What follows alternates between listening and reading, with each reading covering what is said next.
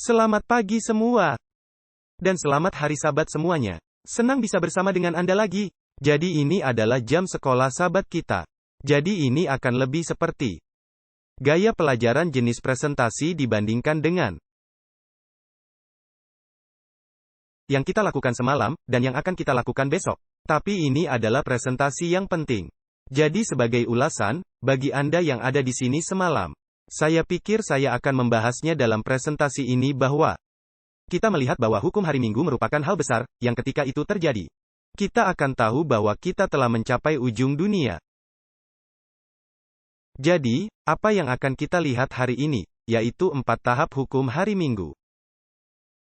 Ini tidak akan seolah-olah ketika hukum hari Minggu disahkan, dan 3 hari kemudian Yesus muncul di awan. Ini akan memakan waktu. Ini tidak akan memakan waktu 10 tahun, tapi itu akan memakan sedikit waktu. Sedikit ulasan singkat, bagi Anda yang tidak datang sebelum matahari terbenam kemarin. Beberapa dari Anda mendapatkan salinan buku saya. Jika Anda belum dapat, Anda dapat memesannya dari penerbit Remnan. Ini adalah komentar ayat demi ayat pada kitab Daniel, dengan penerapan praktis. Sekiranya berguna bagi Anda, ini adalah saat yang tepat untuk mempelajari nubuatan. Jadi kitab Daniel adalah dasar untuk memahami nubuatan. Jadi mari kita melalui tahap-tahap hukum hari Minggu. Saya akan tampilkan semua, jadi ada 4 tahap. Ini merupakan gambaran dari tahapan-tahapan yang kita akan bahas satu persatu. Saya juga berikan referensinya, yang akan kita bahas seiring kita mengikuti presentasi ini.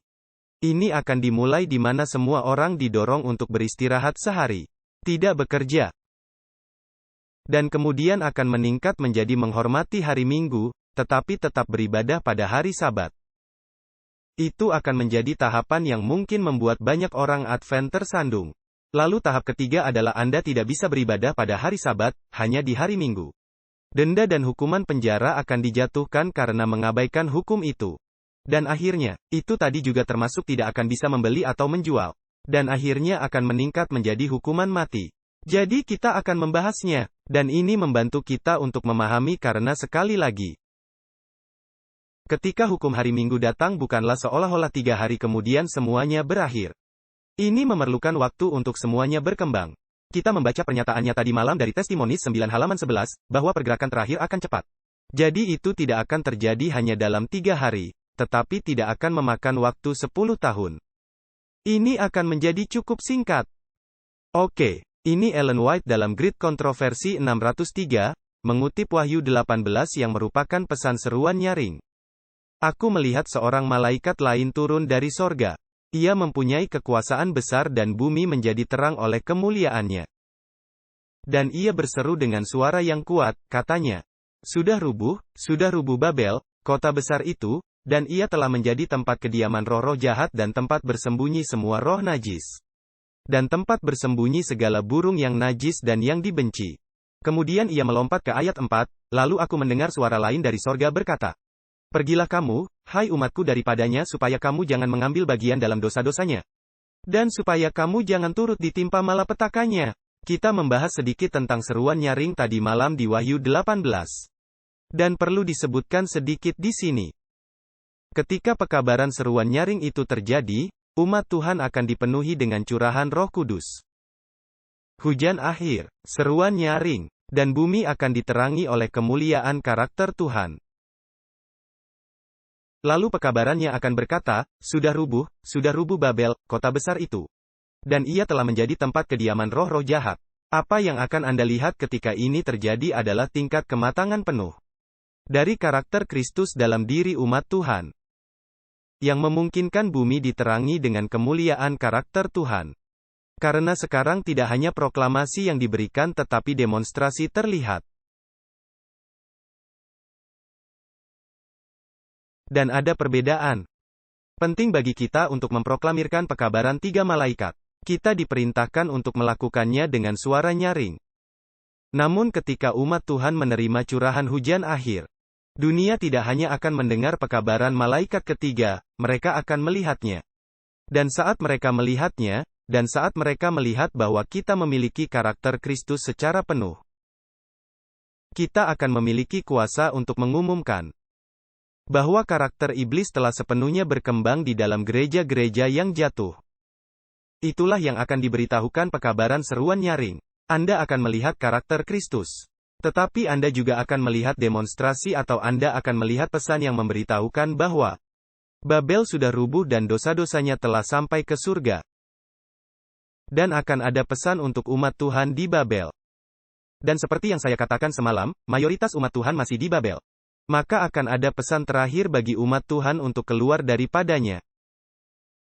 Agar tidak ditimpa malapetakannya. Dan tugas kita adalah mewartakan pesan itu. Inilah poin pentingnya. Sangat mudah untuk mengidentifikasi kuasa binatang itu dan Babel dan mengungkapkan siapa itu. Tetapi tidaklah mudah untuk membagikan pesan itu dengan Roh Kristus. Dan salah satu alasan mengapa seruan nyaring itu belum disuarakan adalah karena hujan akhir belum dicurahkan karena umat Tuhan belum siap sepenuhnya untuk menyampaikan pesan itu untuk mengumumkan kepada dunia bahwa Babel sudah rubuh. Karena hal terakhir yang Tuhan inginkan adalah agar umatnya mengidentifikasi kuasa binatang itu dengan roh binatang itu. Sekarang kita perlu melakukannya. Sebagian orang berkata, oh kita seharusnya tidak membicarakannya. Itu tidak benar. Alkitab mengatakan kita harus melakukannya. Tetapi penting untuk memiliki roh Tuhan saat kita menyampaikan pesan itu. Saya ingin mengatakan itu. Sekarang Ellen White lanjut berkata dari Great Controversy 603. Ayat-ayat ini, merujuk Wahyu 18, menunjuk ke depan kepada suatu waktu. Bila mana pengumuman mengenai rubuhnya kota Babel yang disiarkan oleh malaikat yang kedua dalam Wahyu 14 ayat 8. Akan diulang dengan pemberitahuan tambahan mengenai kejahatan yang telah memasuki berbagai organisasi yang membentuk Babel. Sejak pekabaran itu pertama kali disampaikan pada musim panas tahun 1844. Jika Anda tidak tahu sejarah apa yang terjadi pada musim panas 1844. Pada musim panas 1844, gereja-gereja Kristen Protestan pada umumnya menolak sekali dan selamanya khotbah dari pergerakan Miller tentang kedatangan segera Yesus. Dan begitu mereka melakukannya, itu adalah penggenapan nubuatan atas kejatuhan Babel untuk kali kedua. Karena pesan malaikat kedua mengatakan, Babel sudah rubuh, sudah rubuh. Ada dua kejatuhan Babel. Kejatuhan pertama adalah kekuatan negara gereja Katolik Roma berabad-abad yang lalu. Selama zaman kegelapan mereka menganiaya umat Tuhan. Mereka jatuh berabad-abad yang lalu. Lalu kejatuhan kedua di mana ada ibu gereja dan kemudian ada puterinya, wanita pelacur, yang jatuh bersamanya yang terus menerima kekudusan hari Minggu dan mereka menolak pekabaran kedatangan segera Yesus. Sehingga mereka menjadi bagian dari Babel pada musim panas 1844. Tetapi kemudian, pekabaran seruan nyaring akan mengumumkan bahwa dosa-dosanya telah mencapai surga. Jadi mereka rubuh, tapi lalu dosanya mencapai surga. Dan kita melihat apa yang menyebabkannya semalam. Jadi di sini kita melihat keadaan dunia keagamaan yang mengerikan diterangkan di sini. Dalam menentang amaran yang telah diberikan oleh Allah, mereka akan terus menginjak-injak salah satu perintah dari 10 perintah itu. Sampai mereka dituntun untuk menganiaya orang-orang yang menyucikannya. Jadi itu tentu saja mengacu pada perintah Sabat. Dekalog adalah 10 perintah. Perintah keempat, Tuhan katakan untuk ingatlah tapi sebagian besar dunia melupakannya. Kemudian kita melihat bahwa Babel akan menganiaya orang-orang yang menyucikan hari Sabat. Dan kemudian perhatikan pernyataan ini. Signs of the Times tanggal 12 Juni tahun 1893. Nabi berkata, aku melihat seorang malaikat lain turun dari surga. Ia mempunyai kekuasaan besar. Sekali lagi mengutip Wahyu 18. Pada bagian akhir dikatakan, sebab dosa-dosanya telah mencapai surga, dan Allah telah mengingat segala kejahatannya. Saya mengutip pernyataan ini tadi malam, tetapi saya sebutkan lagi hari ini. Ini adalah bagian dari pekabaran seruan nyaring yaitu di mana umat Tuhan akan berkata, dosa-dosa Babel telah mencapai surga. Kapankah dosa-dosanya itu bertimbun sampai ke langit? Bila mana hukum Allah pada akhirnya dibatalkan dengan undang-undang, maka kesesakan umat Allah adalah kesempatannya untuk menunjukkan siapa pemerintah sorga dan bumi. Sementara kuasa setan menggerakkan unsur-unsur dari bawah, Allah akan mengirimkan terang dan kuasa kepada umatnya, sehingga pesan kebenaran dapat dikumandangkan ke seluruh dunia. Jadi ketika hukum hari Minggu datang, seperti tadi malam, itu adalah katalisator nubuatan yang memicu pekabaran seruan nyaring. Dan kita akan mengumandangkan di bawah kuasa hujan akhir melalui pengalaman seruan nyaring bahwa dosa-dosa Babel telah mencapai surga. Jadi kita sudah membahas ini semalam. Saya akan bahas perumpamaan tentang 10 anak dara di kebaktian siang ini. Jadi segenap gereja terbangun oleh pekabaran Wahyu 18 ini, pekabaran seruan nyaring. Hujan akhir dicurahkan ke atas gadis-gadis bijaksana. Dan inilah yang terjadi ketika hukum hari Minggu diberlakukan. Di sini Ellen White menggambarkannya dalam bahasa yang jelas yang dapat kita lihat. Karena seringkali kita katakan, oh, kita telah membicarakan hukum hari Minggu sejak 1844. Dan sekarang kita di tahun 2020 dan kapan itu terjadi akan terjadi? Dan tentu saja pandemi ini membuat semua orang sedikit terguncang untuk berkata, wow, dunia benar-benar bisa kiamat. Dunia ini tidak menjadi lebih baik, malah semakin buruk. Simak apa yang Ellen White katakan, Great Kontroversi 605. Sejauh ini mereka yang menyampaikan pekabaran malaikat yang ketiga sering dianggap sebagai sekedar menakut-nakuti saja. Dan saya katakan, terkadang saya dengar orang di gereja berkata, oh, Anda membahas akhir zaman lagi, hanya menakut-nakuti saja. Itu ada di dalam Alkitab. Tuhan meletakkannya di sana. Itu sebabnya kita membahasnya. Kemudian dikatakan, ramalan-ramalan mereka bahwa sikap tidak toleran terhadap agama akan berkuasa di Amerika Serikat. Ngomong-ngomong, pernahkah Anda melihat intoleransi menjadi isu di Amerika? Ini menarik dan ngomong-ngomong, Anda harus berhati-hati dalam menyelaraskan diri Anda dengan partai politik manapun. Karena Anda berpikir kalau Anda mendapatkan keamanan dengan meninggalkan sayap kanan karena mereka akan membawa hukum hari Minggu. Jadi Anda bersekutu dengan sayap kiri dan mereka mulai menunjukkan intoleransi jika Anda tidak mengikuti agenda mereka. Tapi jika Anda bersekutu dengan sayap kanan, Anda bisa berada dalam masalah saat krisis terakhir. Jadi Anda harus berhati-hati. Jadi saya tidak memberitahu apapun tentang siapa yang harus Anda pilih. Saya hanya katakan bahwa intoleransi dapat menjadi isu di kedua sisi. Jadi ada prediksi bahwa intoleransi agama akan menguasai Amerika Serikat. Gereja dan negara akan bersatu untuk menganiaya mereka yang memelihara hukum-hukum Allah. Telah dinyatakan sebagai tidak beralasan dan tidak masuk akal. Dan sejujurnya, hingga beberapa tahun terakhir, Anda melihat orang Amerika seperti, ya, kami tahu itu akan datang, tetapi suasananya belum ada. Pernahkah Anda melihat bagaimana suasana berubah sehingga ini bisa menjadi kemungkinan? Ya, itu terjadi. Kemudian dia melanjutkan, telah dinyatakan dengan meyakinkan bahwa negara ini tidak akan pernah menjadi sesuatu yang lain selain tetap seperti yang sudah-sudah. Pembela kebebasan beragama. Perhatikan ini, tetapi sementara masalah pemaksaan pemeliharaan hari Minggu menghangat secara luas. Peristiwa yang begitu lama diragukan dan tidak dipercayai tampaknya sedang mendekat. Dan pekabaran ketiga akan memberikan suatu pengaruh yang tidak bisa terjadi sebelumnya. Saat kita semalam membahas bagaimana akan ada gejolak untuk hukum hari Minggu. Jadi akan ada bencana alam, yang dianggap sebagai penghakiman dari Tuhan. Dan kita membahas bagaimana pandemi ini sebenarnya adalah resep yang dapat menyebabkan gejolak bagi hukum hari Minggu. Saya tidak mengatakan bahwa pandemi ini pasti akan menyebabkan hal itu. Tetapi, akan ada peristiwa-peristiwa di mana orang-orang negeri ini akan mengatakan, ini adalah penghakiman Tuhan. Ini akan menyebabkan gejolak untuk hukum hari Minggu. Kita telah menginjak-injak hari Minggu. Dan Tuhan sedang menghukum kita karena kita menghinakan harinya. Dan ketika pemeliharaan hari Minggu menjadi hangat diperbincangkan. Peristiwa yang telah begitu lama diragukan dan tidak dipercaya ini, bahkan di gereja ini. Bukan gereja Lexington tetapi gereja Advent pada umumnya. Seketika itu, pekabaran tiga malaikat akan memberikan suatu pengaruh yang tidak bisa terjadi sebelumnya. Dan umat Advent akan mulai bangun dengan cara yang belum pernah sebelumnya. Dan dunia di sekitar kita, dan umat-umat Tuhan di gereja-gereja lain ketika mereka mendengar pekabaran diberitakan. Sebagaimana dikuatkan oleh pencurahan Roh Kudus melalui hujan akhir. Dan saat seruan nyaring mulai terdengar, mereka tidak hanya akan mendengar pekabaran itu. Mereka akan melihat demonstrasi dari orang Advent yang dipenuhi roh. Yang memberitakan pekabaran berdasarkan kebenaran dengan roh Yesus. Dan banyak yang akan keluar dari gereja-gereja itu dan bergabung ke barisan umat Tuhan. Dan itu akan menghasilkan efek yang tidak mungkin terjadi sebelumnya. Jadi kita akan melalui tahapan hukum hari Minggu. Tapi saya ingin menyebutkan sesuatu sebelum kita mencapai tahap itu. Sekaranglah saatnya bagi kita bersiap-siap. Untuk menjadi bagian dari pengalaman seruan nyaring. Untuk menerima hujan akhir. Anda tahu, salah satu alasan mengapa hujan akhir belum dicurahkan? Roh Kudus diberikan kepada mereka yang taat. Jadi jika kita tidak menjalani hidup yang taat melalui kasih karunia Yesus, kita tidak akan menerima Roh Kudus. Anda melihatnya dalam kitab Kisah Para Rasul pasal 5. Tapi tahukah Anda, kesombongan diri juga merupakan masalah bagi orang-orang.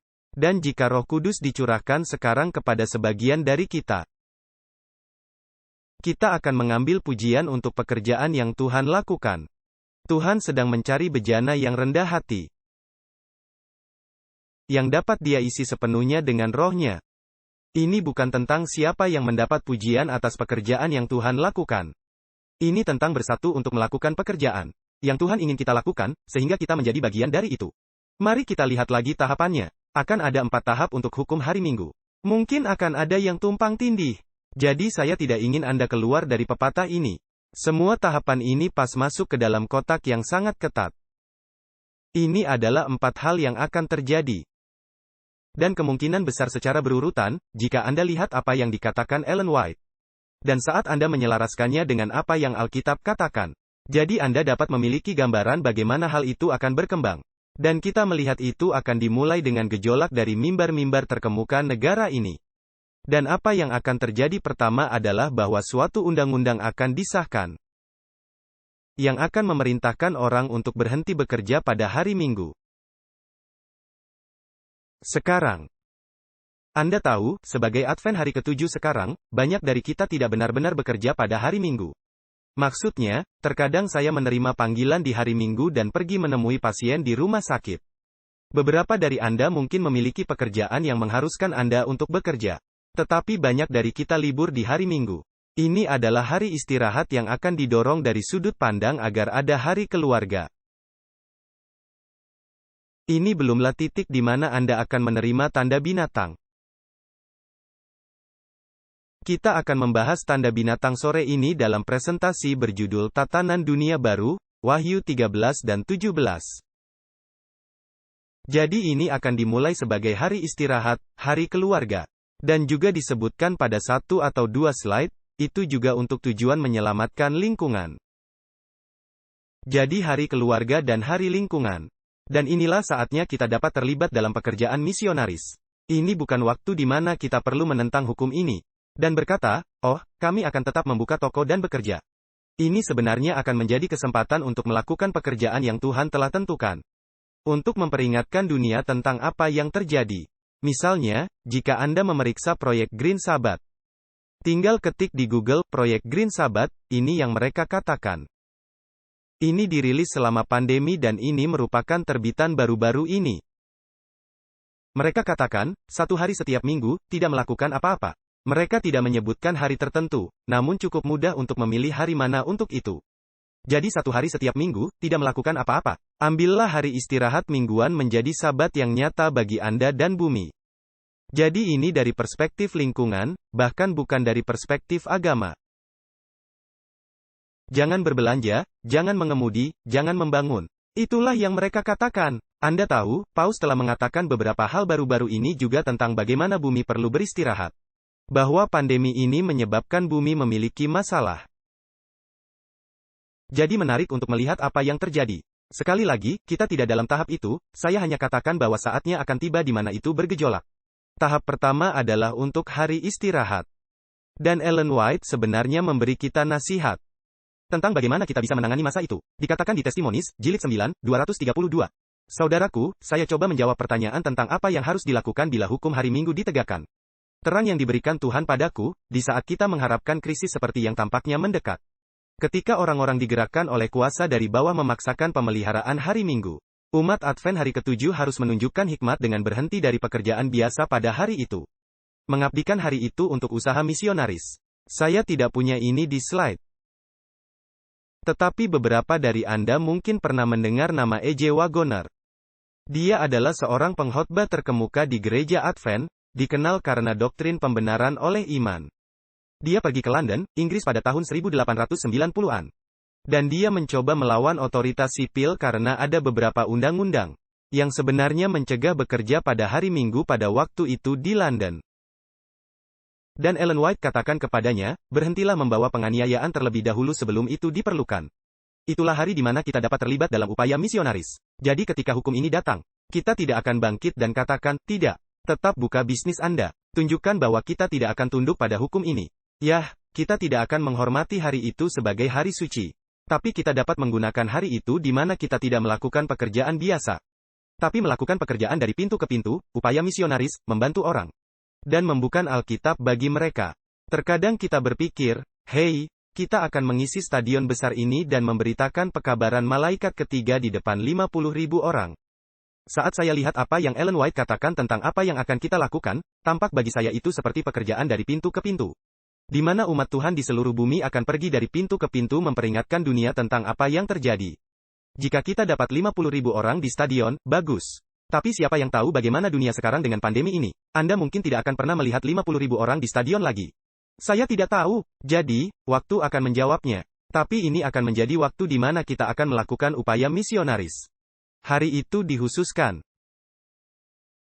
sebagai hari istirahat, hari keluarga, untuk menyelamatkan planet ini, hal semacam itu.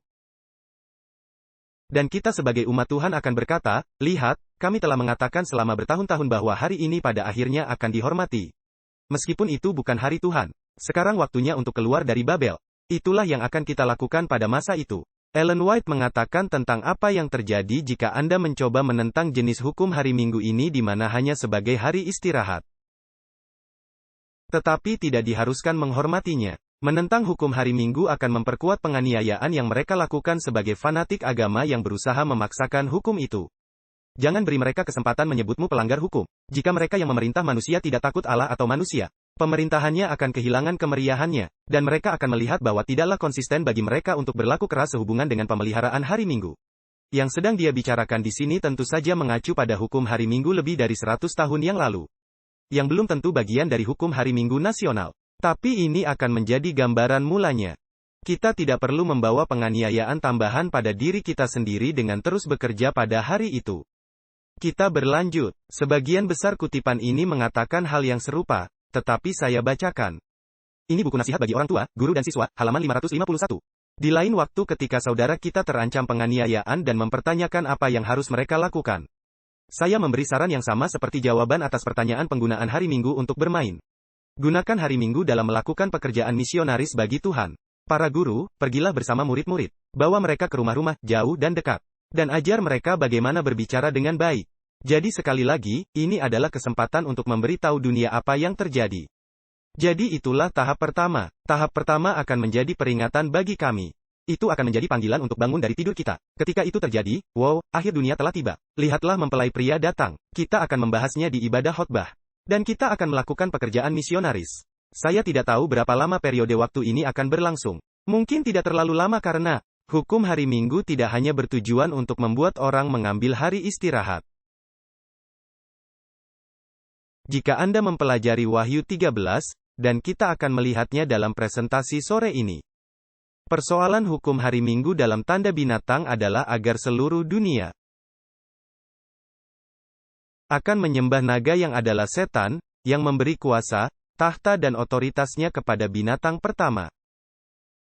Lalu binatang kedua yang berbicara sebagai naga, jadi mereka berbicara seperti setan. Mereka bersatu sehingga mereka menyebabkan dunia menyembah naga. Jadi menganggapnya sebagai hari istirahat saja tidak cukup bagi setan. Begitulah cara dia membuat bola bergulir. Tapi dia akan meningkatkan persoalan ini. Untuk mendapatkan penyembahan dunia. Sehingga dunia akan menyembahnya. Dan agar itu terjadi. Itu bukan hanya menjadi hari istirahat. Itu akan menjadi hari yang akan dihormati. Jadi undang-undang akan disahkan. Setelah itu hanya menjadi hari di mana diambil sebagai hari keluarga, tidak pergi bekerja. Hanya untuk menyelamatkan lingkungan. Sekarang akan seperti penghakiman Tuhan ini karena kita tidak menghormati dan beribadah pada hari Minggu. Saatnya mengembalikan orang-orang ke gereja. Nah, inilah hal yang ironis tentang hukum hari Minggu, jika Anda memikirkannya. Jika Anda melihat Injil Yesus Kristus di Alkitab, Injil yang kekal. Ayat terbaik bagi saya dalam Alkitab, meski bisa diperdebatkan, tapi bagi saya Roma 1 ayat 16-17. Sebab aku mempunyai keyakinan yang kokoh dalam Injil, karena Injil adalah kekuatan Allah. Yang menyelamatkan setiap orang yang percaya, pertama-tama orang Yahudi, tetapi juga orang Yunani. Lalu apa yang membuat Injil begitu kuat? Ayat 17, sebab di dalamnya, yaitu Injil, nyata kebenaran Allah. Dari iman kepada iman, seperti ada tertulis, orang benar akan hidup oleh iman. Dengan kata lain, mereka yang dibenarkan oleh iman, memiliki kebenaran Allah yang dinyatakan dalam hidup mereka. Kini entah bagaimana dunia Kristen telah mengambil kitab Roma dan berkata, pembenaran oleh iman hanyalah memiliki kebenaran Allah diumumkan tanpa itu dinyatakan. Dan bukan itu yang Alkitab katakan. Jadi, inilah yang terjadi dengan krisis hukum hari Minggu.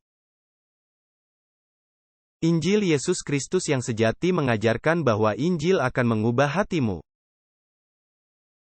Sehingga Yesus akan mengubahmu. Seiring Anda bertemu Yesus di kaki salib, Anda akan diubah dalam citra yang sama. Anda akan diubah menjadi serupa dengan Yesus. Injil Babel mengajarkan bahwa hidup Anda akan menjadi lebih baik, tetapi Anda akan terus memiliki dosa dalam hidup Anda. Jadi inilah yang terjadi. Ketika krisis hukum hari Minggu melanda, gereja datang kepada kekuasaan negara dan berkata, kami butuh bantuanmu. Karena masyarakat sedang berantakan. Dan orang-orang tidak ada di gereja. Dan Injil kami tidak cukup kuat. Mereka tidak mengatakan ini secara terus terang. Namun ini adalah pengakuan implisit oleh gereja. Oleh gereja murtad ketika mereka datang kepada negara. Mereka secara tersirat mengakui bahwa Injil kami belum cukup kuat untuk mengubah masyarakat. Oleh karena itu kita membutuhkan undang-undang dari negara untuk memaksa orang menyembah Tuhan karena Injil kami belum cukup baik untuk mengubah masyarakat. Itulah yang diakui oleh gereja-gereja murtad ketika hukum hari hukum diberlakukan. Tuhan tidak pernah bekerja melalui paksaan. Tuhan yang kita sembah meminta penurutan kita. Dari pilihan sukarela, melalui hati yang rela untuk mengikuti Tuhan. Namun ketika hukum hari Minggu diberlakukan, dan ketika kita diminta untuk menghormati hari yang bahkan tidak disetujui oleh Tuhan. Itulah tanda binatang. Karena setan keluar untuk memaksakan penyembahan seperti yang dia inginkan. Dan tentu saja kita tidak akan mendukung negara untuk mengesahkan undang-undang Sabat Nasional karena kita tidak percaya pada paksaan. Kita ingin orang-orang secara sukarela memilih untuk mengikuti Tuhan. Jadi kita sebagai Advent hari ke-7 dan pekabaran 3 malaikat memiliki Injil kekal yang menyatakan bahwa Tuhan akan mengubahmu sehingga kebenaran Tuhan akan dinyatakan dalam hidupmu. Dan Roma 1 ayat 17 digenapi dalam Wahyu 18 di mana seorang malaikat turun dari sorga, mempunyai kuasa besar dan bumi menjadi terang oleh kemuliaannya. Karena Roma 1 ayat 17 digenapi, kebenaran Tuhan dinyatakan dalam kehidupan umat Tuhan di akhir zaman. Jadi sekarang bukan hanya pekabaran malaikat ketiga diproklamasikan, tetapi juga ditunjukkan. Jadi, ada dua kutub yang berlawanan ini. Umat Tuhan sedang menanggapi krisis tanda binatang di mana kebenaran Tuhan dinyatakan dalam hidup mereka melalui kuasa Yesus Kristus. Dan kekuasaan binatang mengatakan, kita tidak bisa mengubah masyarakat. Oleh karena itu kami akan memaksa Anda untuk datang ke gereja. Anda melihat perbedaannya?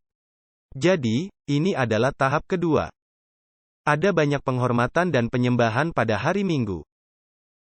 Ini adalah waktu di mana mereka akan berkata, Anda masih dapat memelihara hari Sabatmu. Tapi Anda juga harus menghormati hari Minggu. Dan ini adalah waktu yang akan membuat tersandung. Sayangnya, saya percaya, banyak umat Advent hari ke-7. Karena, jika Anda tidak sepenuhnya terhubung dengan Tuhan, dan Anda telah terbiasa hidup dengan kehidupan saat ini, Anda akan berpikir seperti ini, saya masih akan pergi ke gereja pada hari Sabat. Jika saya pergi menghormati hari Minggu maka saya tidak akan diganggu oleh siapapun. Tetapi inilah saatnya bagi kita sebagai umat Tuhan untuk mengatakan, kita tidak bisa menghormati hari yang bertentangan dengan hukum Tuhan. Tekanan sosial akan meningkat selama apa yang kita sebut masa kesesakan kecil setelah hukum hari Minggu disahkan. Dan ngomong-ngomong, masa kesesakan kecil adalah nama yang dibuat oleh orang Advent. Yang Ellen White pun tidak memakai istilah itu dan Anda tidak akan temukan istilah itu di Alkitab, tapi itu istilah yang kita pakai. Masa kesesakan kecil adalah periode waktu dari saat hukum hari Minggu disahkan hingga pintu kasihan ditutup. Dan ketika pintu kasihan tertutup, kita memasuki masa kepicikan Yakub. Tetapi masa kesesakan kecil itu sebenarnya tidaklah kecil. Karena selama masa kesesakan kecil itu sebenarnya akan ada orang mati syahid karena iman. Setelah pintu kasihan tertutup, tidak akan ada lagi yang mati syahid. Selanjutnya melewati 7 malapetaka terakhir dan masa kepicikan Yakub dan perang Armageddon menjelang akhir. Dan penderitaan mental yang sangat berat. Tapi masa kesesakan kecil tidak akan menjadi kecil. Saat itulah kita melarikan diri dari rumah lalu ke pegunungan, semua hal semacam itu. Dan itu tidak akan menjadi masa yang singkat dan sepele. Tekanan sosial akan meningkat dan banyak yang akan tunduk pada tekanan ibadah hari Minggu. Ini akan menjadi saat ketika banyak umat Advent hari ke-7 akan berkompromi. Namun pada saat yang sama orang lain akan keluar dari Babel ke gereja Tuhan di akhir zaman. Jadi saya mau mendorong Anda untuk tidak berkompromi pada perkara kecil sekarang. Sebab jika Anda kompromi pada perkara kecil sekarang, berkompromi perkara kecil tentang bagaimana memelihara Sabat, itu tidak akan menjadi masalah bagi Anda untuk mengikuti arus besar. Ketika seluruh dunia heran pada binatang itu dan akan tampak begitu baik. Semua orang kembali kepada Tuhan. Orang ingin mengikuti Tuhan. Dan akan ada orang yang berpikir mereka melakukan hal yang benar dengan mengikuti ibadah hari Minggu. Itulah yang akan membuatnya jauh lebih sulit. Perhatikan ini, Great Kontroversi 608, apabila topan mendekat, suatu golongan besar orang yang mengaku percaya kepada pekabaran malaikat ketiga, tetapi belum disucikan oleh penurutan kepada kebenaran, meninggalkan kedudukan mereka dan bergabung dengan barisan penentang. Perhatikan, itu mereka yang belum disucikan oleh penurutan kepada kebenaran. Penyucian itu penting. Jika Tuhan tidak menguatkanmu untuk menjalani kehidupan yang disucikan, Anda sedang mempersiapkan diri Anda untuk menerima tanda binatang itu. Perhatikan kalimat berikut, oleh bersatu dengan dunia dan mengambil bagian dalam rohnya. Mereka memandang hal-hal itu dalam terang yang hampir sama. Dan bila ujian diberikan mereka telah siap memilih pihak yang mudah dan populer. Sekarang izinkan saya mengatakan ini. Saya melihat beberapa teman saya di media sosial yang dapat lebih seksama menjelaskan alasan bagi partai politik yang mereka dukung, ketimbang menjelaskan pekabaran malaikat ketiga. Dan tanpa disadari, Anda bersatu dengan dunia dalam mengambil bagian dalam rohnya saat Anda melakukan itu. Saya tidak mengatakan bahwa kita seharusnya tidak memperhatikan apa yang terjadi di Amerika. Dan apa yang terjadi dalam kondisi masyarakat saat ini. Tetapi kita tidak dipanggil untuk berpihak dalam pertarungan ini. Kita dipanggil untuk berpihak pada Tuhan. Dan siap untuk memberikan pekabaran malaikat ketiga dengan kuasa ketika krisis hukum hari Minggu datang. Jadi berhati-hatilah karena saya akan mengatakan ini. Saya telah lama berpendapat bahwa saya tidak ingin terlalu erat bersatu dengan hak beragama. Tapi saya telah melihat beberapa teman yang adalah umat Advent mengidentifikasi diri mereka sebagai Demokrat. Ada seorang saudara seiman di California yang merupakan petugas kesehatan masyarakat di kota Pasadena. Dia dipecat dari posisinya karena khotbah yang dia berikan di gereja-gereja Advent. Menjelaskan apa yang Alkitab katakan tentang homoseksualitas.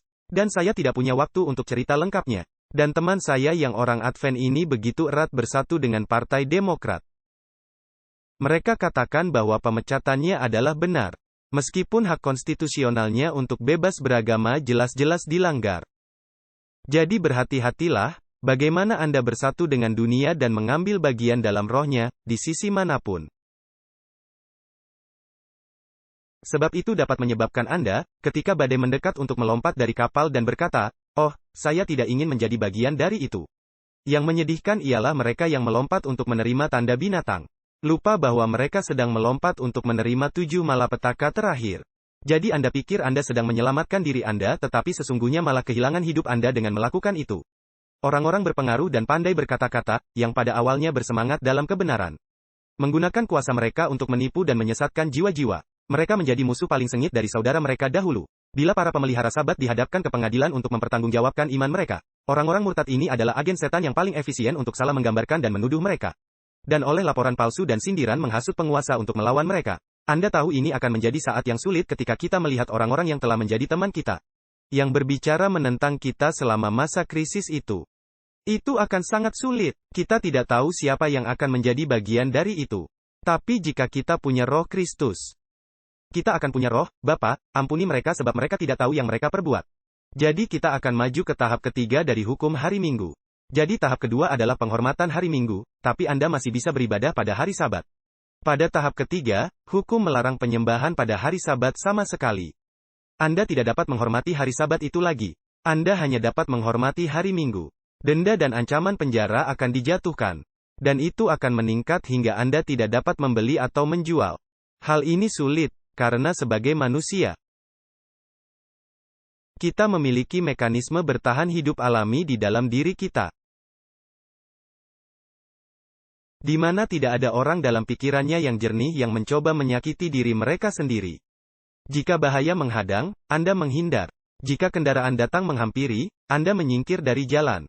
Jika Anda berada di tepian tebing yang tinggi, kecenderungan alami Anda adalah menjauh dari itu. Karena kita semua memiliki mekanisme perlindungan diri yang diberikan Tuhan. Itu sendiri bukan hal yang buruk. Tuhan ingin kehidupan terpelihara. Tetapi sekarang ada hukum yang akan bertentangan dengan naluri alamiah Anda, yang mengatakan, jika Anda tidak mengikuti ini, Anda tidak dapat membeli dan tidak dapat menjual. Dari mana Anda mendapatkan makanan Anda? Bagaimana Anda akan memenuhi kebutuhan? Dan itu akan menjadi sulit, jika Anda tidak terbiasa percaya kepada Tuhan sekarang. Jadi apa yang saya harap Anda lihat dari sini adalah sekaranglah waktunya belajar percaya kepada Tuhan melalui iman. Ketika cobaan hidup datang, ketika kesulitan datang, gunakan pengalaman ini untuk mengembangkan iman kepada Tuhan. Jangan seperti bangsa Israel yang setiap kali tidak ada air, tidak ada makanan, mereka mengeluh.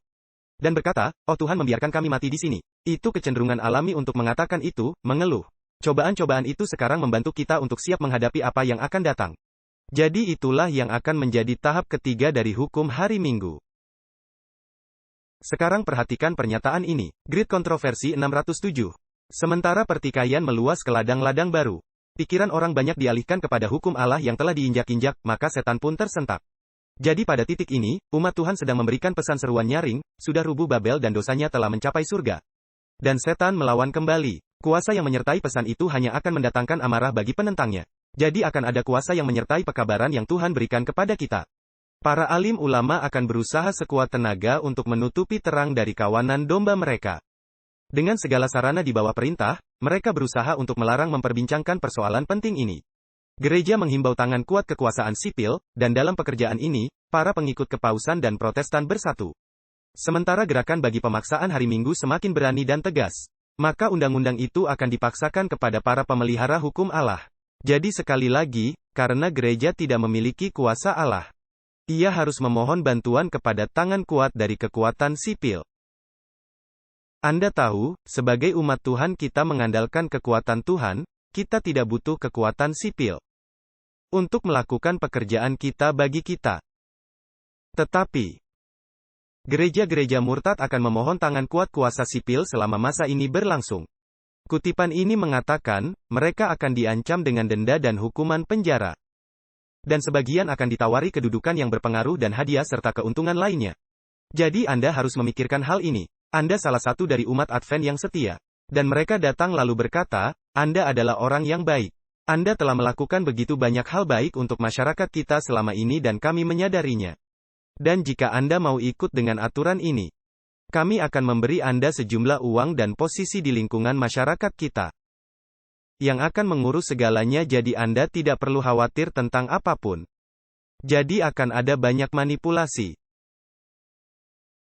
dan bujukan, dan juga paksaan yang akan menyebabkan beberapa orang menyangkal iman mereka.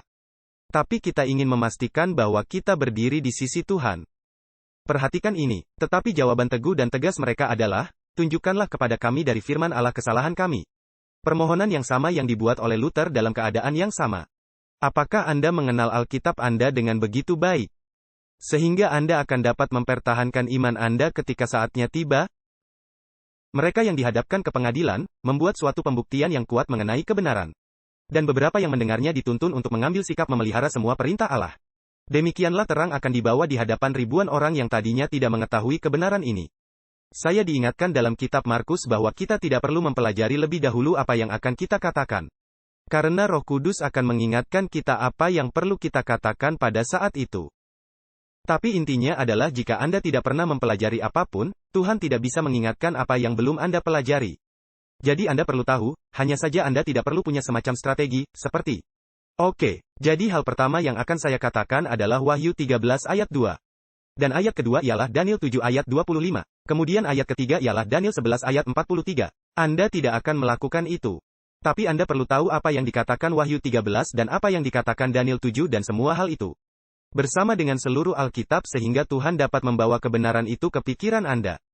Ketika Anda berada dalam keadaan itu. Dan Tuhan akan menggunakan itu untuk membawakan terang. Untuk ribuan orang, yang jika tidak demikian tidak akan mengetahui kebenaran ini. Lalu masuk ke tahap keempat. Jadi ada 4 tahap. Kita telah lihat tahap pertama, yang menjadi hari istirahat bagi keluarga. Tahap kedua yaitu menghormati hari Minggu. Inilah saat di mana krisis tanda binatang itu dimulai. Tahap ketiga, Anda tidak dapat membeli atau menjual. Denda dan penjara akan diberlakukan dan Anda tidak bisa menghormati hari Sabat. Sekarang tahap 4, apa itu tahap 4? Ini adalah perintah hukuman mati. Setan menginginkan kendali penuh atas seluruh dunia. Dan akan ada sekelompok kecil umat sisa yang ia tidak dapat kuasai. Dan ini mengingatkan kita pada Wahyu 12 ayat 17. Maka marahlah naga itu kepada perempuan itu, lalu pergi memerangi keturunannya yang sisa. Yang menuruti hukum-hukum Allah dan memiliki kesaksian Yesus. Anda tahu, di penghujung akhir dunia ini, terlepas dari segala sesuatu yang setan lakukan, untuk membuat seluruh dunia takjub terhadap binatang itu. Sehingga mereka akan menyembahnya sebagai naga, sebagai setan. Akan ada umat sisa yang kecil ini. Yang menuruti perintah-perintah Allah. Dan saya hanya ingin mengatakan ini. Berhati-hatilah jika Anda diberitahu bahwa Anda tidak dapat benar-benar menaati perintah-perintah Tuhan. Karena melalui kuasa Tuhan segala sesuatu adalah mungkin bagi mereka yang percaya. Dalam kelemahan Anda tidak dapat menurut. Namun dalam kuasa Tuhan yang bersatu dengannya, Anda dapat menjalani kehidupan yang taat melalui kasih karunia Yesus. Tetapi jika Anda percaya bahwa Anda tidak dapat menurut pada saat sekarang ini, lalu apakah pentingnya mengenai hari Anda menyembah pada akhir dunia? Apakah Anda melihat poinnya? Kalau Anda tidak bisa taat sekarang, lalu apa pentingnya hari penyembahan di akhir dunia? Dan saya takut bahwa beberapa orang di gereja sedang dipersiapkan untuk ditipu. Karena mereka berpikir bahwa kita tidak dapat benar-benar mentaati Tuhan sepenuhnya sekarang. Jadi ketika krisis terakhir melanda, mereka yang tidak percaya bahwa mereka benar-benar dapat taat, akan jauh lebih cenderung untuk mengikuti hukum yang bertentangan dengan hukum Tuhan. Karena kita pun tidak pernah bisa menuruti hukum Tuhan adalah pemikirannya. Jadi berhati-hatilah terhadap itu. Tuhan akan memiliki umat, berdasarkan Alkitab, yang menuruti perintah-perintah Tuhan. Itu tidak hanya disebutkan di Wahyu 12 ayat 17. Wahyu 14 ayat 12 juga mengatakan, inilah ketekunan orang-orang kudus, yang menuruti perintah Allah dan iman Yesus. Itu bukanlah bahasa kiasan, itu kenyataan. Akan ada umat yang menuruti perintah-perintah Allah melalui kuasa Yesus Kristus. Tapi jika kita tidak percaya bahwa kita dapat menaati perintah-perintah Allah, kita akan menjadi sasaran yang empuk bagi naga itu. Jadi dia mengejar perempuan itu yang adalah gereja Tuhan. Kemudian dia memerangi keturunan yang sisa dari perempuan itu. Yang menuruti hukum-hukum Allah dan memiliki kesaksian Yesus. Dan saya perlu menyebutkan hal ini juga. Wahyu 19 ayat 10 memberitahu kita bahwa kesaksian Yesus adalah roh nubuat. Bukan suatu kebetulan. Bahwa konsep penurutan dan konsep karunia nubuat seperti yang dimanifestasikan melalui tulisan Ellen Gould White. Diserang besar-besaran di gereja Masehi Advent hari ke-7. Sebab dua tanda pengenal identitas itu adalah hal-hal yang digunakan Tuhan untuk melindungi umatnya dari serangan setan. Dan jika kita membuang salah satu dari elemen itu, kita akan dilindas seperti kereta barang oleh iblis dalam krisis terakhir. Dan saya tidak tahu mengapa Anda ingin membuang sesuatu yang akan melindungi Anda dari serangan setan di akhir dunia. Jadi dengan perintah hukuman mati ini, karena Tuhan memiliki umat yang akan menuruti hukum Allah, mereka memegang teguh kesaksian Yesus. Akhirnya iblis berkata, cukup. Kita harus menyingkirkan mereka. Begitulah akan ada hukuman mati. Kita melihat ini dalam Wahyu 13 ayat 15-17. Kepadanya diberikan kuasa untuk memberikan nyawa kepada patung binatang itu, sehingga patung binatang itu berbicara juga. Dan bertindak begitu rupa, sehingga semua orang yang tidak menyembah patung binatang itu, dibunuh. Anda melihat ini juga dalam Daniel 11, meski saya tidak akan membahas Daniel 11 pada saat ini. Jadi pintu kasihan ditutup pada saat perintah hukuman mati, Mikhael berdiri. Jadi ketika perintah hukuman mati disahkan, Daniel 12 ayat 1 terjadi. Pada waktu itu juga akan muncul Mikhael, pemimpin besar itu, yang akan mendampingi anak-anak bangsamu. Dan akan ada suatu waktu kesesakan yang besar, seperti yang belum pernah terjadi sejak ada bangsa-bangsa sampai pada waktu itu. Tapi kabar baiknya ialah, tetapi pada waktu itu bangsamu akan terluput, yakni barang siapa yang didapati namanya tertulis dalam kitab itu. Dengar, mungkin akan tampak buruk dari sudut pandang manusia untuk menjadi bagian dari umat sisa. Ketika serangan ini melanda dan hukuman mati disahkan. Tapi kemudian umat Tuhan akan dibebaskan dan mereka yang menerima tanda binatang akan menerima 7 malapetaka terakhir. Nah, itu seharusnya bukan jadi motivasi Anda untuk setia kepada Tuhan. Untuk menghindari 7 malapetaka terakhir. Namun kabar baiknya adalah bahwa umat Tuhan akan dibebaskan. Akan ada penutupan pintu kasihan dengan perintah hukuman mati ini. Ini akan menjadi awal dari masa kesesakan Yakub. Dan setelah pintu kasihan ditutup, setan menyamar sebagai Kristus. Dan kita akan melihatnya di sini sedikit. Ini adalah Great Kontroversi 604. Sungguh mengerikan keadaan yang akan dihadapi oleh dunia ini. Kuasa-kuasa duniawi, yang disatukan melawan perintah-perintah Allah, akan memutuskan bahwa baik kecil atau besar, kaya atau miskin, merdeka atau hamba, harus menyesuaikan diri pada kebiasaan gereja dengan memelihara hari Sabat palsu. Semua yang menolak menyesuaikan diri akan dikenakan hukuman sipil. Dan akhirnya akan dinyatakan bahwa mereka pantas dihukum mati. Sebaliknya, hukum Allah yang memerintahkan hari perhentian, pencipta menuntut ketaatan. Dan mengancam dengan murka Allah semua yang melanggar ajaran itu. Dan ngomong-ngomong, murka Tuhan tanpa campuran itulah 7 malapetaka terakhir. Jadi mereka yang melawan hukum Allah akan menerima 7 malapetaka terakhir. Selanjutnya, dengan masalah yang telah begitu jelas dibukakan di hadapan mereka. Barang siapa yang menginjak hukum Allah dan menaati peraturan manusia, menerima tanda binatang. Ia menerima tanda kesetiaan dari kuasa yang dipilihnya untuk diturut sebagai gantinya Allah. Amaran dari surga, jika seorang menyembah binatang dan patungnya itu, dan menerima tanda pada dahinya atau pada tangannya, maka ia akan minum dari anggur murka Allah, yang disediakan tanpa campuran dalam cawan murkanya. Hal ini juga layak disebutkan di sini. Jadi ada kontras antara mereka yang menghormati hari Minggu dan menerima tanda binatang, dengan mereka yang menuruti hukum Allah. Oleh karena itu berarti mereka menghormati Sabat hari ke-7. Kita melihatnya dalam Yehezkiel 20 ayat 12 dan 20 misalnya. Bahwa Sabat adalah tanda bahwa Tuhan menguduskan umatnya. Jadi kita katakan bahwa hari Sabat adalah meterai Tuhan. Anda tahu, Sabat sebagai meterai Tuhan tidak hanya sekedar datang ke gereja pada hari yang tepat. Ya, itu hal yang baik. Saya senang Anda ada di sini hari ini. Teruslah datang. Ini adalah hari yang tepat untuk berada di gereja. Hari Sabat adalah tanda bahwa Tuhan menguduskan kita. Ellen White katakan dalam Desire of Ages halaman 283, bahwa agar manusia dapat memelihara kekudusan hari Sabat, mereka sendiri harus kudus. Hari Sabat adalah tanda dari perjalanan kita bersama Tuhan sepanjang minggu. Jadi ketika kita berjalan dengan Tuhan sepanjang minggu, kita bersyukur bahwa kita memiliki hari di mana kita tidak perlu khawatir tentang urusan lain dalam hidup ini yang menuntut kita untuk ikut serta menyediakan makanan di atas meja, mengurus keluarga dan semacam itu. Sabat adalah hari di mana kita menghormati Tuhan dan kita memiliki hari khusus dengan Tuhan dan Juru Selamat kita. Tetapi ketika Yesus bukan Tuhan atas hidup Anda, Sabat hanya berubah menjadi hari di mana Anda tidak dapat melakukan hal-hal yang Anda sungguh sukai. Sebab Yesus bukanlah Tuhan Anda. Allah dunia ini adalah Tuhan atas hidup Anda. Jadi Anda tidak menikmati Sabat. Ini hanya hari seperti, aduh, aku tidak bisa menonton babak playoff. Aku akan melewatkan pertandingan turnamen NCAA Klub Wildcat. Maaf menyinggung hal itu di sini, saya harap mereka menang tadi malam. Anda tahu, dan sepertinya Anda begitu termakan oleh itu. Sehingga Anda melewatkan berkat hari Sabat karena Anda tidak berjalan dengan Tuhan di sepanjang minggu. Dan jika Anda berjalan dengan Tuhan sepanjang minggu, Anda akan sangat bersyukur bahwa Anda tidak disibukkan dengan kekhawatiran dunia ini.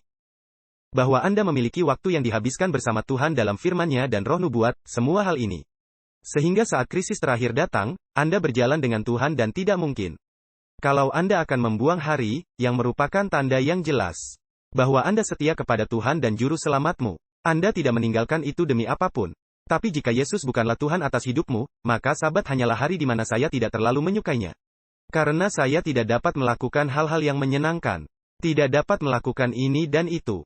Nah, jika Anda berjalan dengan Tuhan, pandangan Anda tentang Sabat akan berubah sepenuhnya. Sehingga Anda akan setia kepada Tuhan. Jadi ingatlah itu. Jadi setan akan menjelmakan dirinya seperti Kristus pada tindakan besar terakhir dari drama ini. Saya tidak punya banyak waktu untuk membahas semua ini. Namun, jika Anda melihat Wahyu 16, mulai dari ayat 12. Malapetaka mulai jatuh, malapetaka pertama, setelah pintu kasihan ditutup. Tapi malapetaka keenam adalah di mana ada 3 roh najis menyerupai katak, yang berusaha menipu seluruh dunia ketika sungai Efrat mulai mengering. Nah, sungai Efrat melambangkan dukungan dari Babel. Sungai Efrat merupakan sumber pemasok bagi Babel kuno. Lalu Media dan Persia mengalihkan sungai itu, yang kemudian memungkinkan Babel dihancurkan. Nah, sungai Efrat di akhir dunia ini, di mana air melambangkan rakyat banyak pada Wahyu 17 ayat 15. Saat malapetaka mulai dijatuhkan, orang-orang akan berkata, saya kira saya ada di pihak yang salah dengan ibadah hari Minggu ini. Jadi setan harus melakukan satu hal nekat terakhir untuk mencoba meyakinkan dunia bahwa dia masih memimpin mereka di jalan yang benar. Kemudian, jadi dia akan menjelma seperti Kristus. Saya tidak punya waktu untuk membagikan semuanya, tapi Ellen White katakan, ketika setan menirukan Kristus, ini terjadi menjelang akhir masa kesesakan Yakub. Itu akan tampak seolah-olah dia telah datang sebagai jawaban atas doa-doa mereka untuk pembebasan. Dan mereka berpikir bahwa mereka akan dibebaskan. Tapi dia akan berkata, saya telah mengubah Sabat ke hari Minggu. Dan itulah upaya nekat terakhirnya untuk mencoba bahkan membuat umat Tuhan tertipu. Great Kontroversi 624, sebagai puncak tindakannya dalam drama besar penipuan itu, setan sendiri akan mengambil rupa Kristus. Gereja telah lama mengaku menunggu kedatangan Juru Selamat sebagai penyempurna harapannya. Sekarang penipu besar itu akan menampakkan bahwa Kristus telah datang. Di berbagai bagian dunia, setan akan menampakkan dirinya di antara manusia sebagai makhluk yang agung dengan terang menyilaukan menyerupai gambaran Anak Allah yang diberikan oleh Yohanes di dalam buku Wahyu. Dan orang-orang akan berkata, Kristus telah datang. Kristus telah datang, dan mereka akan sujud dan menyembahnya. Saya tidak akan baca seluruh pernyataan ini, tetapi Anda dapat maksudnya. Dia akan mengklaim mengubah Sabat ke Minggu dan umat Tuhan tidak dapat sepakat dengan itu. Sebab itu bertentangan dengan apa yang dikatakan Alkitab. Jadi, kemudian kita melihat mengenai perintah hukuman mati ini. Great Kontroversi 635. Bila mana perlindungan hukum manusia ditarik dari mereka yang menghormati hukum Allah, akan ada suatu gerakan yang serentak untuk kebinasaan mereka di berbagai negeri. Sementara waktu yang ditetapkan di dalam surat keputusan semakin dekat, orang-orang akan berkomplot untuk menghancurkan sekte yang dibenci itu. Akan ditentukan untuk melancarkan serangan yang mematikan pada suatu malam, yang akan membungkam sama sekali suara pendapat yang berbeda dan teguran itu. Kemudian Anda lihat bahwa umat Tuhan tersebar di seluruh area terpencil di dunia. Mereka memohon pembebasan, dan inilah saatnya Tuhan akan campur tangan untuk melepaskan umatnya. Kemudian Anda melihat bahwa akan ada pekik kemenangan, ejekan dan kutukan. Kemudian kegelapan pekat akan melanda. Ini terjadi tepat sebelum kedatangan Yesus. Orang banyak yang marah itu tiba-tiba terdiam. Jadi mari kita pikirkan ini. Persiapan untuk krisis yang akan datang ini. Masa kesusahan yang ada di depan kita. Bagaimana persiapan Anda? Sekedar melihat saja apa yang akan terjadi. Sekedar berharap bahwa pandemi ini akan segera berakhir. Dan kita akan kembali, seperti yang saya bicarakan tadi malam, Laodikia suam-suam kuku.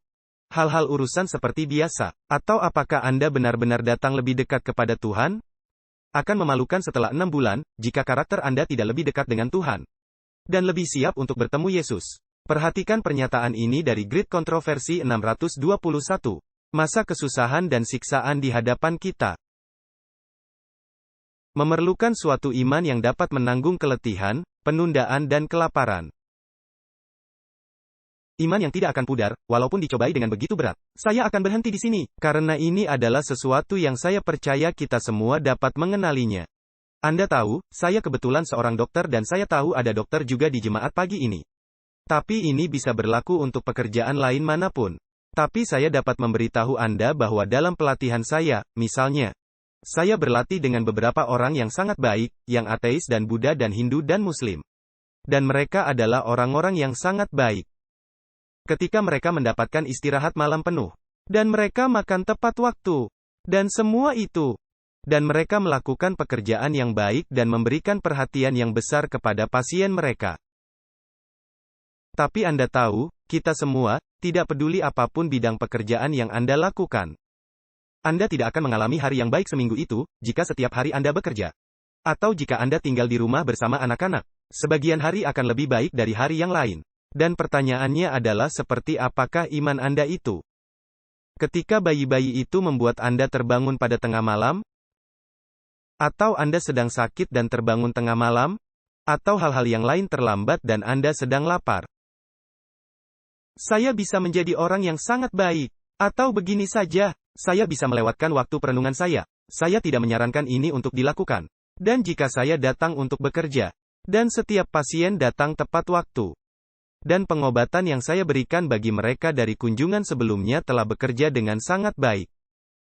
Jadi itu tidak kelewatan untuk waktu pasien berikutnya. Dan semua orang senang, berterima kasih karena saya telah banyak membantu mereka. Dan seringkali saya memiliki istirahat makan siang penuh. Dan saya pulang tepat waktu hari itu di mana saya mempunyai malam penuh dengan keluarga saya. Saya bahkan tidak perlu melakukan renungan hari itu untuk menjadi menyenangkan dan ceria. Sekarang, beberapa orang bahkan tidak bisa melakukan itu, memalukan. Tapi bagaimana dengan karakter Anda ketika Anda tidak cukup istirahat karena anak-anak Anda membuat Anda terus terbangun? Sehingga Anda lelah. Dan Anda datang kerja terlambat beberapa menit, dan pasien pertama yang saya terima, terlambat setengah jam. Jadi sekarang seluruh pagi saya berantakan. Dan saya mungkin tidak akan bisa makan siang. Dan itu terjadi. Dan sekarang saya lapar. Seperti apakah karakter Anda, sekarang? Karena masa kesusahan dan siksaan di hadapan kita memerlukan suatu iman yang dapat menanggung. Dan ngomong-ngomong, kata menanggung adalah kata yang sama dengan kata Yunani yaitu, inilah ketekunan orang-orang kudus. Versi New King James mengatakan, inilah ketahanan orang-orang kudus. Dikatakan, Yesus menanggung salib. Itu kata yang sama. Bisakah kita menanggung keletihan, penundaan dan kelaparan? Kita bisa lihat ke belakang dan berkata, saya tidak baik mengatasinya. Tahukah bahwa Tuhan dalam kemurahannya membawa kita kembali ke jalan yang sama lagi? Agar kita dapat belajar untuk mengembangkan iman yang kita perlukan, sehingga gantinya mengeluh. Kita dapat memuji Tuhan bahwa Dia mengembangkan karakter dalam diri kita untuk krisis terakhir. Ini tidak menyenangkan, dan ngomong-ngomong, jika Anda berkata, oh, itu tidak terlalu buruk, itu bukan cobaan. Sebuah pencobaan menurut definisi itu sulit. Dan ngomong-ngomong pula, terlambat, lapar dan lelah tidak ada apa-apanya dibandingkan dengan beberapa hal yang dialami orang-orang. Mereka kehilangan orang yang mereka cintai dan berurusan dengan kanker dan tragedi dan hal-hal semacam itu. Itu adalah cobaan yang sesungguhnya. Tetapi bahkan pencobaan setiap hari ini mengajari kita bagaimana memiliki iman yang kita perlukan, agar kita tidak menjadi lemah dengan cobaan yang berat. Dan saat kita sampai pada krisis itu, kita telah belajar melalui pengalaman bagaimana menjalankan iman. Masa pencobaan diberikan kepada semua orang untuk bersedia bagi hari itu. Yakub menang karena ia tekun dan berketetapan. Kemenangannya adalah suatu bukti dari kuasa doa yang sungguh-sungguh. Yang berarti Anda berpegangan pada Tuhan dan tidak akan melepaskannya. Semua orang yang mau berpegang pada janji-janji Allah, sebagaimana ia lakukan dan sebagaimana ia bersungguh-sungguh dan tekun, akan berhasil sebagaimana Yakub berhasil. Bukankah janji yang indah? Sekarang, sementara imam besar kita mengadakan pendamaian bagi kita, seharusnyalah kita berusaha menjadi sempurna di dalam Kristus. Tidak sedikit pun dalam pikiran, juru selamat kita menyerah kepada kuasa pencobaan. Setan mencari dalam hati manusia beberapa tempat di mana ia dapat berpijak. Beberapa keinginan-keinginan berdosa dimanjakan, di mana pencobaannya menyatakan kuasanya. Namun Kristus menyatakan dirinya, penguasa dunia ini datang dan ia tidak berkuasa sedikit pun atas diriku. Setan tidak menemukan sesuatu pada anak Allah yang menyanggupkannya memperoleh kemenangan. Ia telah memelihara perintah Bapaknya, dan tidak ada dosa dalam dia yang dapat digunakan setan menjadi keuntungannya. Perhatikan kalimat terakhir, inilah seharusnya keadaan mereka yang akan berdiri teguh pada waktu kesesakan. Itulah pengalaman yang Tuhan panggil untuk kita miliki. Jadi, inilah presentasi untuk pagi ini. Itulah 4 tahap hukum hari Minggu. Tuhan sedang mencari orang-orang yang akan mengandalkan Dia, tidak peduli apapun terjadi. Sekalipun iman kita diuji dengan begitu berat, kita akan terbukti setia. Ini adalah krisis yang sebentar lagi akan melanda kita. Dan seperti yang saya katakan tadi malam, dan saya akan katakan lagi sekarang. Seluruh pemikiran tentang hukum hari Minggu yang disahkan dan krisis yang mengarah pada gejolak hukum hari Minggu, pastinya terasa jauh lebih nyata hari ini daripada tahun lalu. Hal-hal ini akan segera terjadi. Saya tidak membuat prediksi kapan itu akan terjadi. Tapi hal-hal ini akan terjadi. Dan Tuhan dalam kemurahannya memberikan kita cukup banyak bukti dari Alkitab dan Roh Nubuat mengenai pengalaman yang dapat Dia berikan kepada kita. Jika kita belajar dengan iman bagaimana berpegang teguh padanya, bahwa kita dapat melewati krisis ini, itu bukan mustahil. Itu bukanlah halangan yang tidak dapat diatasi. Oleh karunia dan kuasa Yesus Kristus, kita mampu menang. Janganlah seperti 10 mata-mata itu yang pergi ke tanah perjanjian. Mereka mengintai negeri itu, dan mereka kembali serta berkata, orang-orang raksasa itu begitu kuat. Kita tidak bisa merebut negeri itu. Mari kita seperti Kaleb dan Yosua yang kembali dan berkata, itu negeri yang indah. Kita pasti mampu merebutnya. Saya khawatir ada terlalu banyak dari kita di gereja yang begitu takut akan masa kesusahan. Sehingga kita tidak dapat melihat melampaui raksasa-raksasa itu untuk melihat tanah surga yang indah yang Tuhan sediakan bagi mereka yang mencintainya. Dan Tuhan katakan, itu negeri yang baik. Engkau pasti mampu merebutnya. Yesus katakan kepada jemaat Laodikia, barang siapa menang, ia akan kududukan bersama-sama dengan aku di atas tahtaku. Sebagaimana aku pun telah menang. Yesus sedang katakan, engkau dapat menang, dengan cara aku menang. Dan cara Yesus menang adalah iman Yesus. Tuhan mencari orang-orang yang akan mengembangkan iman yang dimiliki Yesus. Yang akan berkata, saya tahu itu akan sulit. Saya tahu akan ada cobaan. Saya tahu bahwa saya perlu punya iman yang mampu menanggung keletihan, penundaan, dan kelaparan. Tetapi oleh kasih karunia Yesus, mari kita segera naik dan menguasai Kanaan surgawi. Amin. Mari kita tutup sesi ini dengan doa. Bapa di surga, kami berterima kasih atas kesempatan yang kami miliki ini untuk mengulas 4 tahap hukum hari Minggu. Saya berdoa agar kami ditemukan setia. Bahwa kami tidak akan takut pada krisis yang akan datang. Tetapi kami akan memandang kepada Yesus, yang menopang kami melalui krisis ini. Dan saya berdoa, Tuhan, agar kami disucikan melalui kuasa Tuhan untuk siap berdiri. Dan semoga hari itu segera datang. Semoga kami melakukan semua yang kami bisa dalam upaya kami, untuk memberitahu dunia di sekitar kami bahwa Engkau pasti akan segera datang. Kami bersyukur dan berdoa dalam nama Yesus. Amin.